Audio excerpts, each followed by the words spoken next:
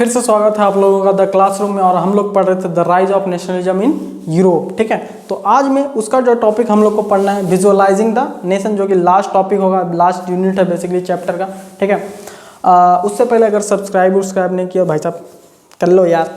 ठीक है, उसके बाद देखते हैं कि अब जो है ना यहाँ पे हम लोग को समझना है आर्टिस्ट पर्सिफाइंग अ नेशन, है ना। अब विजुअलाइज लोग करने लगे थे, है ना। टॉपिक का ही नाम क्या है, विजुअलाइजिंग द नेशन। बेसिकली इसका मतलब यही है ना, कि लोग जो है ना अब क्या करने लग गए थे, विजुअलाइज करने लग गए थे नेशन को, है ना। अपने दिमाग से सोचने लग गए थे कि कैसा होगा, क्या होगा। ठीक है, तो तब तक में जो आर्टिस्ट लोग भी जो था ना, आर्टिस्ट का मतलब ही क्या है, कलाकार। ये लोग कलाकार था भी भाई साहब। ठीक है, अब ये लोग क्या करना शुरू कर दिया था उस टाइम तक कि नेशन को जो है ना पर्सोनिफाइंग करना शुरू कर दिया था। मतलब नेशन को एक इंसान के रूप में डिपिक्ट करना शुरू कर दिया था इन लोग को, है ना। कि एक अगर नेशन इंसान होता तो कैसा होता। ठीक है, तो उसके समझिए, तो उस समय जो है ना ज़्यादातर नेशन था वो फीमेल फिगर में पोर्ट्रे किया जाता था, है ना।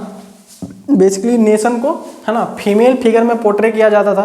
क्यों किया जाता था, कि कब किया जाता था, कैसे किया जाता था, वो सब बाद में डिटेल में समझेंगे। जैसे इंडिया को ही ले लो, है ना। इंडिया में क्या है, भारत पिताजी, भारत माता है। ठीक है, तो भारत माता है तो भारत माता ही क्यों है, पिता क्यों नहीं है भाई साहब। ठीक है, वो सब अलग एक चर्चा है। ठीक है, उस पर आएंगे बाद में कभी। ठीक है, तो उसके बाद देखिए कि अब ये जो फीमेल फिगर होती थी ना, है ना, वो ऐसा कोई चुनता नहीं था कि जो पेंटर बनाया वो अपनी वाइफ का बना दिया फीमेल फिगर की, भाई साहब यही जर्मेनिया है ना। मतलब वो कोई पर्टिकुलर वुमेन नहीं होती थी। ठीक है, जैसे कि मोनालिसा है भाई साहब। मोनालिसा क्या है, लियोनार्डो दा विंची की एक इमेजिनेशन है ना, मोनालिसा, है ना। किसी मैडम जी का अगर नाम है तो माफ़ी, लेकिन माफ़ी क्या ही, मतलब आपको नहीं करे, है ना। उस पेंटिंग का बात हो रहा है। ठीक है, तो उस पेंटिंग की तरह ही जो है ना एक इमेजिनेशन होता था।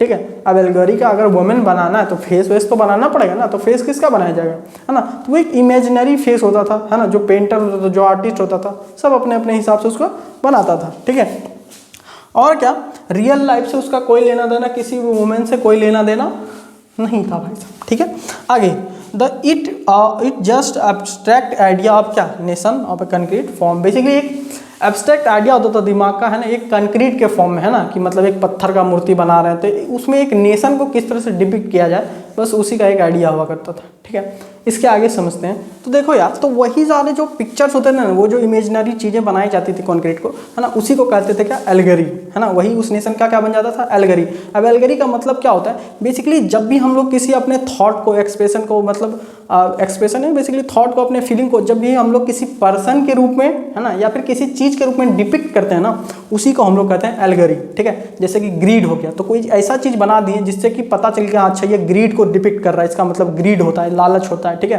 प्यार होता है, मोहब्बत। जैसे दिल बना दिए, एक पिक्चर बना ऐसा दिल वाला भेज दिए तो समझिए ओहो प्यार मोहब्बत वाला बात है ना।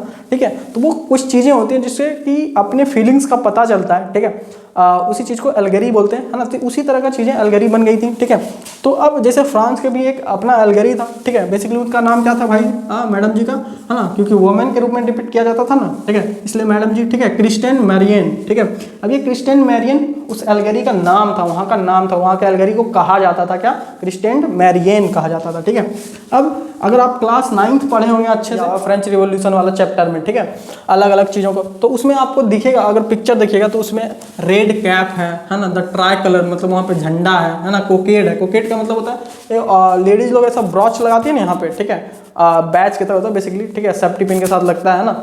अब लेडीज लोग जो होंगी समझ रही होंगी, महिलाएं लोग, है ना। ठीक है, ठीक है, तो बेसिकली कोकेड होता था। ये सारी चीज़ें होती थी जो कि अलग अलग चीज़ों को, सिंबल को डिपिक्ट करता था, है ना। जो कि ये आपका, ये फ्रांस वाले के लिए आपके बुक में नहीं है। ठीक है, जर्मनी के लिए एल्गरी जो है ना, जर्मेनिया जो है, उसके लिए आपके बुक में पर्टिकुलरली दिया हुआ, और वो इंपॉर्टेंट भी है। ठीक है, मैं अभी पढ़ाऊंगा उसको। ठीक है, अब देखो कि अब ये जो है ना फ्रांस का एल्गरी, ठीक है, इसका स्टैचू जो है ना आपको वहाँ के हर चौराहे पे देखने को मिलेगा, है ना। जो कि क्या दिखाता है, नेशनल यूनिटी को, है ना, रिप्रेजेंट करता है। ठीक है, उनकी इमेजों को जो है ना कॉइन्स पे, स्टाम्प्स पे, ये सब पे छापा जाता था, है ना। जैसे आप लोग को अभी भी यहाँ पे बहुत सारा कॉइन स्टाम्प्स मिलता होगा अलग अलग लोगों का, लीडर लोग का, है ना, उसमें इमेजेस होते हैं, उसी तरह यहाँ पे भी होता था। ठीक है, और बेसिकली उनका जो भी फीचर्स बनाए गए थे ना, ठीक है, मैरियन का जो भी फीचर्स बनाए गए थे वो बेसिकली किस चीज़ को दिखाता था, लिबर्टी को, रिपब्लिक को, ये सारी चीज़ों को वो सब दिखाता था। तो जिस तरह का फ्रांस का अपना एक एल्गरी था ना, उसी तरह जर्मनी का भी अपना एक एल्गरी था। ठीक है, फ्रांस वाले एल्गरी का नाम क्रिस्टियन मैरियन। ठीक है, और जर्मनी वाला का जो था उसका नाम था जर्मेनिया, ठीक है। तो अब जर्मेनिया को डिटेल में समझते हैं, क्योंकि हमारे बुक में यूनिफिकेशन ऑफ जर्मनी था, तो जर्मनी वाला का काफ़ी डिटेल में दिया हुआ है, तो उसको समझते हैं। भाई साहब गौर से देखिए, ये जो पिक्चर आपको दिख रहा है, ये जो इमेज आपको दिख रहा है ना, इस इमेज को गौर से देख लीजिए, ठीक है, क्योंकि अभी इसी के बारे में हम लोग चर्चा करने वाले हैं, ठीक है। और ये जो इमेज है, ये इमेज है किसका? जर्मेनिया का। बेसिकली ये एल्गरी था किस चीज़ का? जर्मनी का, ठीक है। तो अब इसमें जो जो अलग अलग चीज़ें दिख रही है ना आपको इमेज में बेसिकली, ठीक है, इस सभी का कोई ना कोई मतलब है, ठीक है। और उसी मतलब को, उसी के मीनिंग को हम लोग समझेंगे, और ये जो मीनिंग है वो काफ़ी इंपॉर्टेंट है, ऑब्जेक्टिव में बहुत आता है, बहुत बार आ भी चुका है, ठीक है। तो इसको भाई साहब अच्छे से, है ना, याद कर लेना, समझ लेना, घोर के पी लेना, जो करना हो कर लेना, लेकिन इसको अच्छे से देख लेना, अच्छे से समझ लेना, ठीक है। तो समझते हैं सबसे पहली बात, इस पिक्चर में, है ना, जो आपको दिख रहा है यहाँ पे ब्रोकन चेन, ठीक है, यहाँ पे जो ब्रोकन चेन दिख रहा है ना, वो डिपिक्ट करता है, वो दिखाता है किस चीज़ को? Being freed. भाई साहब आज़ादी मिल गया, है ना, जो भी चेन था उसको तोड़ के यही दिखाया जा रहा है कि क्या हो गया? आज़ाद है हम लोग, है ना। वो क्या है? आज़ाद है, बेड़ियाँ तोड़ दी गई हैं, ठीक है, बेसिकली, ठीक है। उसके बाद आपको दिख रहा होगा ब्रेस्ट प्लेट विथ ईगल, है ना। जर्मेनिया जो है, एक ऑब्वियस सी बात है, जैसा कि मैंने बताया कि वो वोमेन का डिपिक्शन होता है, ठीक है, एक वोमेन का, है ना। तो जो हम लोग के लिए वो चेस्ट प्लेट होता है, उन लोगों के लिए क्या होता है? ब्रेस्ट प्लेट होता है, ठीक है। तो इसमें जो ब्रेस्ट प्लेट दिख रहा है ना, वो, और उसके साथ में क्या, उस ब्रेस्ट प्लेट पे आपको ईगल दिख रहा होगा, है ना। तो वो जो ईगल और ब्रेस्ट प्लेट है वो किस चीज़ को दिखाता है? वो दिखाता है जर्मन एम्पायर को, ठीक है, वो जर्मन एम्पायर को दिखाता है, बेसिकली वो स्ट्रेंथ को दिखाता है कि जर्मनी मजबूत है, ठीक है, उस चीज़ को वो दिखाता है। साथ में आपको दिख रहा होगा क्राउन ऑफ ओक लिप्स, है ना, ये मैडम जी के सिर पे दिख रहा होगा, है ना, क्राउन दिख रहा होगा जो कि ओक, है ना, लिप्स का है, ठीक है। तो बेसिकली उसका मतलब क्या होता है? हीरोइज्म, है ना। वो क्या डिपिक्ट करता है? हीरोइज्म को, है ना, मैडम जी हीरोइन है, ठीक है, हीरोइज्म को डिपिक्ट करता है, ठीक है। उसके बाद आपको स्वॉर्ड दिख रहा होगा, है ना, तलवार दिख रहा होगा, वो क्या दिखाता है? वो दिखाता है रेडीनेस ऑफ फाइट, है ना। बेसिकली वो सन्नी देओल वाला देखें डायलॉग सुने, है ना, मैं बंदूक चलाना छोड़ा हूँ, चलाना भूला नहीं हूँ, है ना। तो बेसिकली ये भी वही कहना चाह रही है मैडम जी, है ना, कि मतलब अभी तलवार है हमारे पास, है ना, लड़ोगे तो हम भी लड़ सकते हैं, ऐसा कोई दिक्कत है नहीं, ठीक है। तो वो रेडीनेस ऑफ फाइट दिखाता है कि हमेशा लड़ाई के लिए हम तैयार हैं, है ना, अगर कोई मुकाबला करने आ सकता है तो आ जाए, ठीक है, मैदान में हम हैं, ठीक है। उसके बाद देखिए olive branches around the sword, है ना। अब वो तलवार तो आपको दिख ही रहा होगा, उस तलवार के चारों तरफ ऐसा लिपटा हुआ, है ना, क्या दिख रहा होगा? ओलिव्स लिप्स दिख रहे होंगे, है ना। वो जो दिखाता है ना, वो क्या दिखाता है? विलिंगनेस टू मेक पीस, है ना, हम लड़ने के लिए भी तैयार हैं और हम पीस मेंटेन करने के लिए भी तैयार है। बस तुम बोल दो अगर कि तुमको लड़ना नहीं है ना, हमको नहीं, पीस हमको मेंटेन करना है, तो हम भी तुम पे वॉर नहीं करेंगे, हम भी क्या करेंगे? पीस मेंटेन करेंगे, है ना। तो हम लोग पीस मेक के लिए भी हम लोग तैयार है हमेशा, है ना, शांति बनाए रखने के लिए भी तैयार है और लड़ने के लिए भी तैयार है। दोनों में से किसी में कमी नहीं है, लड़ना है तो लड़ लीजिए, शांत रहना है तो शांत रह लीजिए, हम भी शांत रह जाएंगे, ठीक है। ऐसा किन का कहना है? ऐसा मैडम जी का कहना है। मैडम जी का मतलब कौन? मैडम जी किसको डिपिक्ट कर रही है, किसका एल्गोरी है? जर्मनी के, है ना। तो यानी कि ये सब जर्मनी का कहना है। बातें समझ में आ रही हैं? आगे बढ़ते हैं। Black red gold try colour, है ना।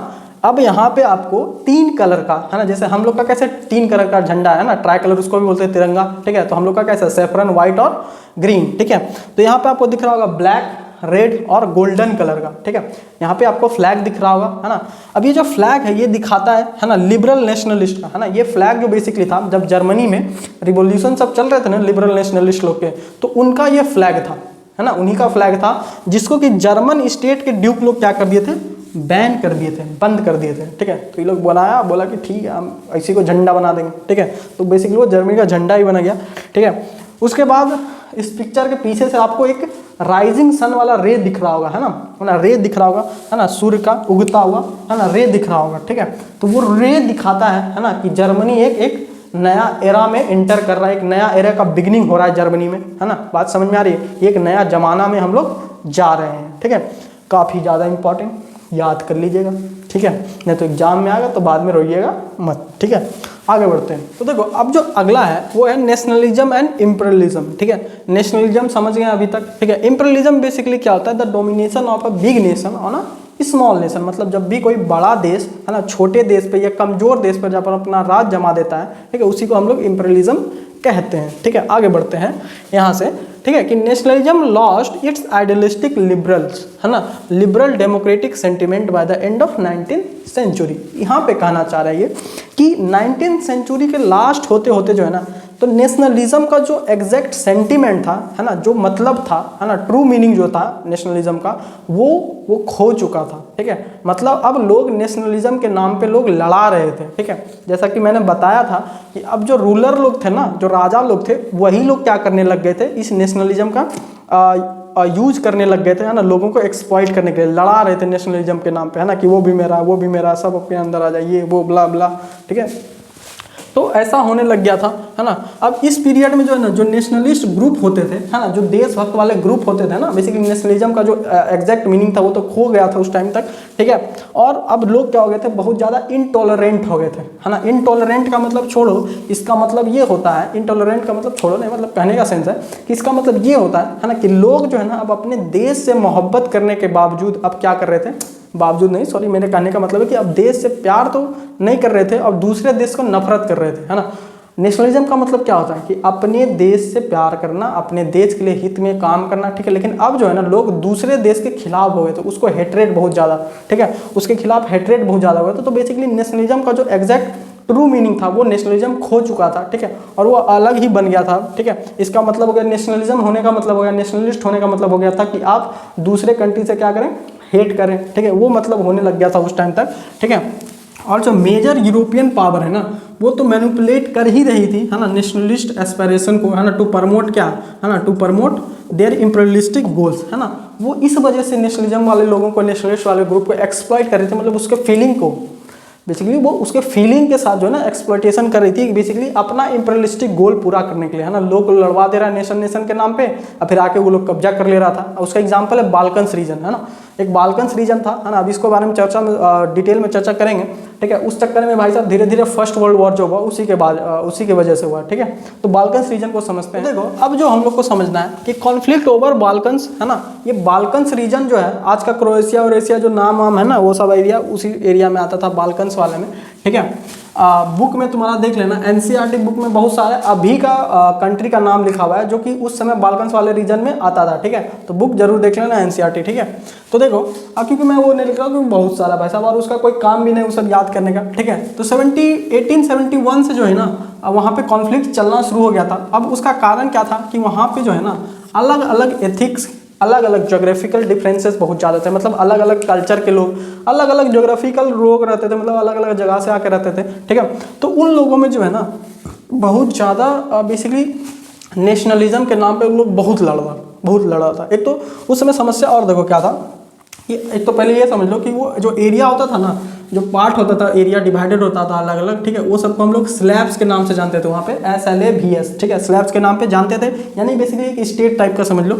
ठीक है, तो अब दिक्कत क्या था, देखो, एक तो लार्ज पार्ट जो बाल्कन का था ना, है ना, वो आता था ओटोमन एम्पायर में, उस समय ओटोमन टर्की वाला। ठीक है, तो ये भाई साहब ओटोमन एम्पायर में आता था। ठीक है, और तो और क्या, as a different Slavic nationalist struggle to define their identify and independence. तो अब उससे समस्या क्या हो रहा था कि वहाँ पे अलग अलग स्टेट के जो लोग थे ना, है ना, वो लोग खुद को डिफाइन नहीं कर पा रहे थे, अपना नेशनलिज्म नहीं समझ पाते, मतलब क्या नेशनलिज्म, बेसिकली एक तरह से क्या, नेशनैलिटी। ठीक है, नेशनैलिटी नहीं समझ पा रहे थे। ठीक है, और वो लोग एक दूसरे से बहुत ज़्यादा नफरत करते थे भाई साहब, ये लोग को लड़वा दिया, है ना। और जो मेजर कंट्रीज थे ना, यूरोपियन, है ना, कंट्रीज, वो सब उस पर कब्जा करने के लिए उन लोग को लड़वा दिया। अब सोचा अब लड़ रहा है, ठीक है, तो अब उस पर धीरे धीरे कब्जा कर लेगा, है ना। जैसे कौन, जैसे ब्रिटेन, जैसे फ्रांस, है ना, ये सब जो मेजर कंट्रीज था ना यूरोप का, वो सब उस पर कब्जा करने का, है ना, कोशिश कर रहा था। ठीक है, बेसिकली अपना इंपीरियलिस्टिक गोल पूरा करना चाह रहा था, इसीलिए वो लोग को नेशनलिज्म के नाम पे लड़ाया जा रहा था। ठीक है, तो हमेशा जब भी ऐसा नेशनलिज्म ये सब के नाम पे लड़ाया, समझ लो कि कोई बड़ा है जो कि उस पर कब्जा उब्जा करना चाह रहा है। ठीक है, लड़ने का मतलब थोड़ी होता है, नेशनलिज्म का मतलब तो होता है अपने देश से प्यार करना, अपने देश का डेवलपमेंट पे काम करना। ठीक है, ये सारी चीजें होती है ना नेशनलिज्म वाली भावना।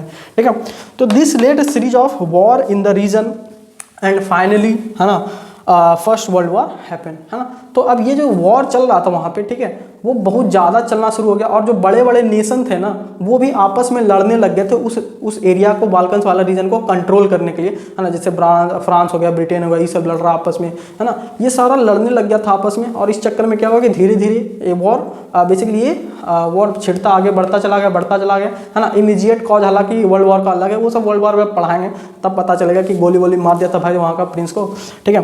खैर वो सब अलग बात है, ठीक है। तो वो धीरे धीरे वही वॉर का सिलसिला चलता चला गया और चलते चलते एक बड़ा रूप ले लिया जिसको हम लोग फर्स्ट वर्ल्ड वॉर के नाम से जानते हैं भाई साहब। यहाँ तक बात समझ में आया। एक जरा सा एक और बच के छोटा सा इम्पीरियलिज्म को उसको समझ लेते हैं, ठीक है। और एक एनसीईआरटी में बुक में, है ना, लास्ट में एक पिक्चर है, एक इमेज है ना, ब्रिटानिया, है ना, बिस्किट वाला ब्रिटानिया, सही समझ लो, ठीक है। तो बेसिकली मैप पे दिखाया गया है बिस्किट वाला ने, ठीक है। तो उसको समझ लेते हैं, है ना, वो क्या चीज़ है। देखो अब क्या है अगला, इम्पीरियलिज्म, है ना। As I told you before that domination of a big nation, है ना, on a small nation is called imperialism, ठीक है।